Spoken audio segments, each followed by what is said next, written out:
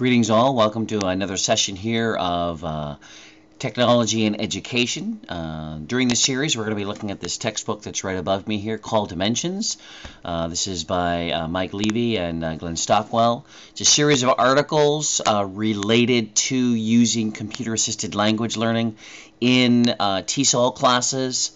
It's a rather heavy text that covers more of the research, practice, development, design of computer-assisted language learning tools. This is going to be used in conjunction with us developing an actual online course as we think about ways that we can incorporate tools like these into our courses. Again, today is just going to be an introduction to the first chapter of this text. We're going to look at some of the definitions and the rationale and approach for the textbook. Let's just jump right into this real quickly here. These guys are talking about how technology has been changing and how in the past the approach to developing a course, there was basically one thing that you would do, and then as the technology began to grow and as the world of education and language began to grow, they began to have more multi-approach or post-method types of learning. And then, of course, at the same time as the methods were changing, so was the technology. One of the things that was changing with the technology was the advent of the computer. Now, prior to that time, they had overhead projectors, they had chalkboards, they had textbooks, they might have had a cassette player, but primarily the mode for learning used one major sense, one major type of interaction. And in comes technology, in comes the computer, and it provides for multi-sensory, multi-mode interaction that's available to the students and the teachers. And so we have this changing understanding of language teaching. We have this changing understanding of technology. And so now when we look at using technology in a classroom for teaching, it's multifaceted. There's multifaceted types of interaction. It's not just listening, it's also watching. It's not just reading, but it's also writing. So you can use all of these things. It's not just pre-programmed like what you're listening to now, but it's live. So you have lots of different things that's going on there. And so that's a benefit for language teaching because that's the way language is. When we get to the reasons for employing technology in TESOL, one of the reasons is because it more closely emulates what's happening in real language. There are a lot of applications that you can use out there that are going to allow you to have this eclectic type of approach to using technology.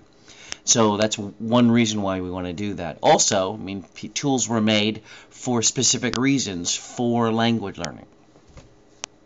Vocabulary programs or reading programs. And they were tools specifically designed only for language learning. And then there are generic type of applications. Right? So there are specific ones, yes, but there's also generic ones. Look at email. There have been articles, there have been books written to describe how you can use the email system for teaching language. It's a generic tool, or you can look at the word processor. It's a generic tool just for writing that anybody can use, but of course students can also use them, so there's a plus there.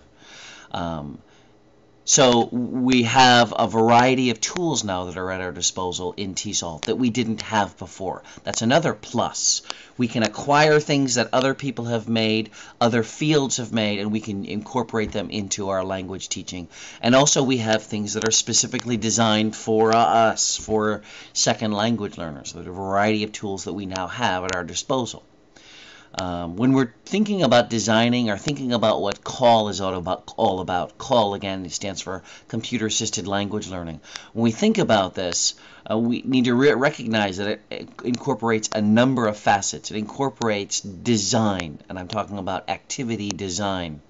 Or program design, because we're designing an application, we're designing a technological tool, a computer tool to do something for us language learning wise, second language acquisition wise. It involves development. You need to plan and design and implement an iteration, okay, and see how it works. You need to research that. It involves evaluation. You're going to be given an application. Someone's going to say to you, hey, go to this website and try this new tool. Or someone's going to say to you, hey, download this application and use it for teaching. And you need to learn how to be able to evaluate how good is this application. Is it going to do what you want it to do? Practice is also involved. Practice using these tools, understanding how they're used, learning how to use them. And then, of course, research, actually researching the tools, actually researching the value of those tools. And then, of course, being involved in the development of tools. So the call incorporates a lot of areas, not just from the teacher point of view, but also from other areas. My hope is that you're going to be able to learn all of these throughout this course, throughout this textbook, and that you can try to take some of these ideas as you use them to develop an online course. Let's go on here. So what is CALL? In the past, computer-assisted language learning included tools that were available for people, and they were generally standalone types of tools. They were tools that were all in and of themselves, like an email program or a word processor or a vocabulary memorization tool or a storage tool. It was some kind of writing tool where you had prompts and clues types of things. Okay, and then things began to grow and expand, and we had web-based tools, and we're going to look into more of those as we go on through the semester. But they were tools that were out there on the web that you could use. Or they were tools that you could download onto your computer, standalones that you could use by just one computer. Some of those were, again, built for us. They were specific. Others were generic, like the word processor again. At the same time, you have call-related activities that are simply just a repository. And a repository is a bank of materials and or questions and or activities and or software that sits there out there on the web for your students or your teachers to use. And there are dozens of repositories sitting out there. My hope would be that you begin to develop your own repository of materials and activities and software so that you can use those in your programs. So there are a variety of tools out there and a variety of repositories. The idea of task, which is about 20 years old, I would say, task-based language teaching, has some similar perspectives with language learning and with computer-assisted language learning development. You're trying to develop an activity, it's kind of like a task where you have an objective. And so these two, although they're not necessarily related, task-based language teaching, or the task, is an idea that's out there in language learning, and then CALL, computer-assisted language learning, is also a separate entity, but they have similarities that are connected to them. Okay. One thing that I will stress greatly is this paragraph here, and this is on page 5 in the next textbook. Let me read it for you. Greater pedagogical expertise is now required in structuring the language learning experience for students and in the designing of tasks that are appropriate in meeting learner needs and aspirations. Simply put, this is no longer your teacher's or your mother's classroom. In the past, you didn't need to know a whole bunch of tools. You needed to know 5 or 6 or 7 or 8 tools, and those are the only tools that you needed to know. You also needed to know methods and methodology, and you needed to understand the syntactic and the lexical databases, as well as the skills for reading and writing, listening and speaking. But the number of tools that you had to play with were limited. That's no longer the case. There are now hundreds of tools in your educational toolbox that you have access to, that you can use, that you can take advantage of when teaching language. And so it's different. We're not the same type of teacher that the teachers were 10, 15 years ago. Things have changed, and that's a good thing for us. We now have new tools to play with. We have new tools that we can use to our advantage to help our students learn more quickly, help them to become autonomous learners, and help us learn to identify what their strengths and weaknesses are. CALL has robust research because of all the tools that are out there, because of all the different ways, the multifaceted ways that we can interact We can focus on reading or writing, listening, speaking. We can focus on pronunciation. We can focus on vocabulary acquisition. We can focus on grammar. We can focus on all of these together. We can focus on discourse. We can focus on idioms. Lots of different things that we can play with that are still connected to the technology. Okay, the technology gives us that opportunity. And so it's got a lot of areas that we can research. How beneficial is this? Let alone the less scientific, the more psychological elements that are involved in second language learning, or learning in general. So there's a lot of research out there. That's good. That means that we can analyze the research to see what's helping and what's not helping, what's working and what's not working, what aligns more closely with my experiences and thoughts and what doesn't. Okay? A lot of different things that we can do out there because CALL exists. CALL is a wonderful field. Lastly, I want to talk a little bit about how this book is set up. This book is going to be set up to cover these areas. It's going to be set up to cover areas of design and development and evaluation, practice, and research. We're going to look into these areas related to CALL and how they address the theoretical end, which is not the end that you're going to be using in your classroom. Your end is going to be the practical, but it'll also try to cover that as well, practice. So it's going to try to look at some of the philosophical concepts that are involved, and then it's going to try to show you examples of these. So we're going to look at design, and we're going to look at the theory or the concept of design, and then we're going to show you some specific examples in the text and see how they relate to the actual classroom experience. Okay? So a lot of what's going on here is more research-oriented. It's less practical-oriented. Now, bear in mind, we're still going to be looking at how to use the technology. Like, you'll have homework as far as playing with Microsoft Office, or if you're an open source aficionado, LibreOffice or OpenOffice, and how to use these tools so that you can take advantage of them in your classes. And I'm assuming that most of you already know how to use this stuff, but for sake of the course, you're going to have to delve into some of the minutiae that's there. Okay? Well, that's how this textbook is set up. The next class we're going to look at, obviously, is going to be looking at the design issue, and then we'll move on from there. It's going to be an interesting book, only in the especially in the fact that it's focused on the research end of it and how it applies to what we're going to be doing in classes. And that's all for this particular chapter. The next thing that I wanted to talk about is the Prensky article.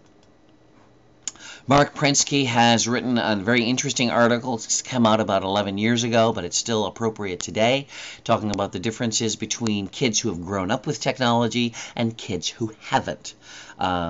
I was sitting in Japan about 15 years ago with my 1.5-year-old daughter, and she's sitting at the computer and wants to play and do things.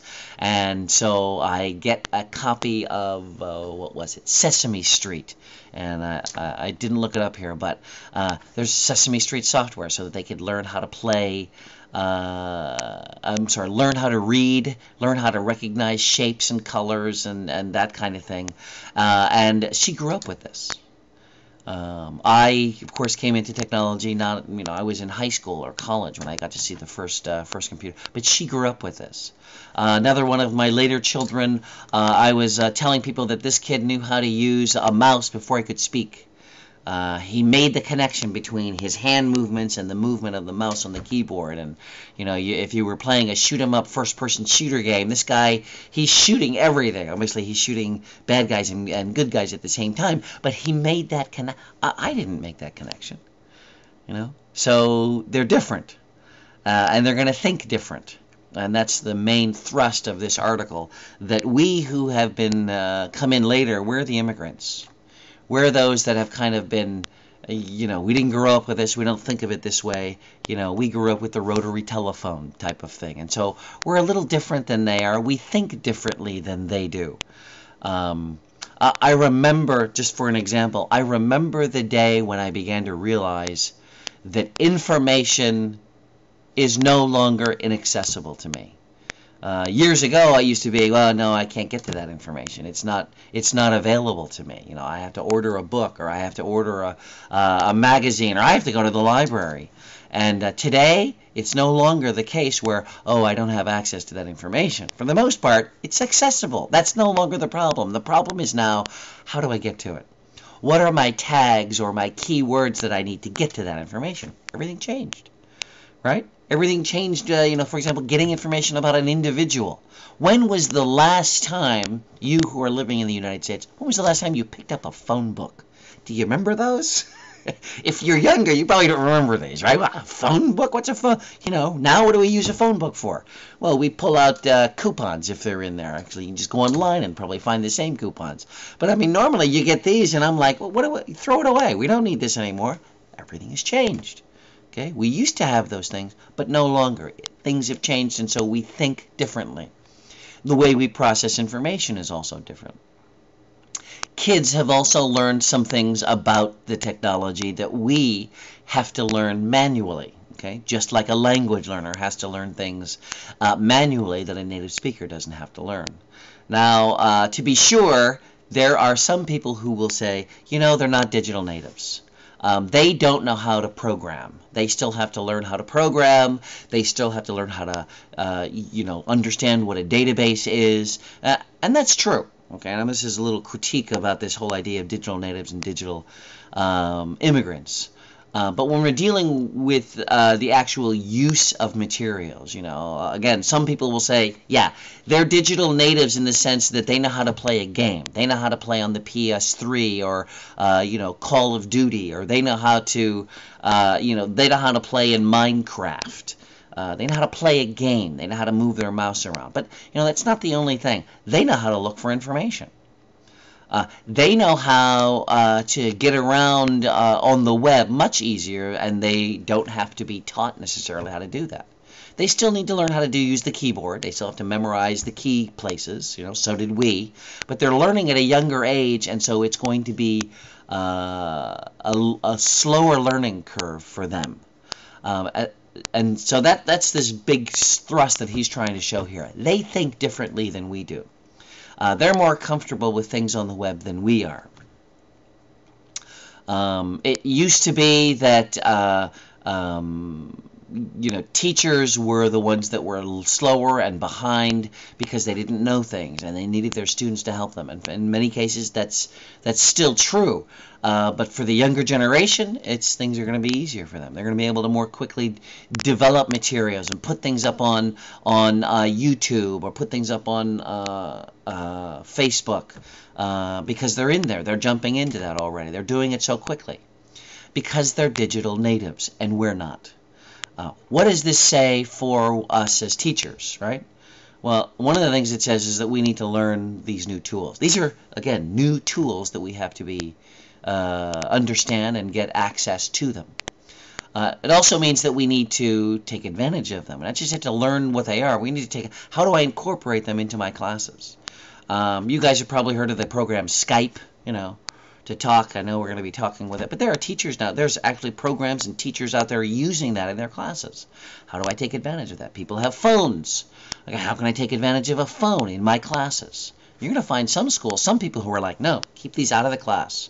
Keep kids off the computer so that they focus on me. That's not the way they exist. That's not the way they live. They are native to that. And so we want to find out how to take advantage of it. And that's what Prensky's main idea here is. We need to be able to use both the old stuff that we have, which is real, which is good, nothing bad about what we have. It's just that it's no longer all that's in the toolbox. We now have more stuff in the toolbox. So I do encourage you to read through this article. It is a very good article, I think. It certainly brings on the discussion of how to use technology. And then when you're done, try to answer some of the questions that are online that we have, and let's further this conversation as we go along. Do want to thank you for looking through the first chapter here of our textbook, and also looking at this Prensky article. If you do have any questions, you can see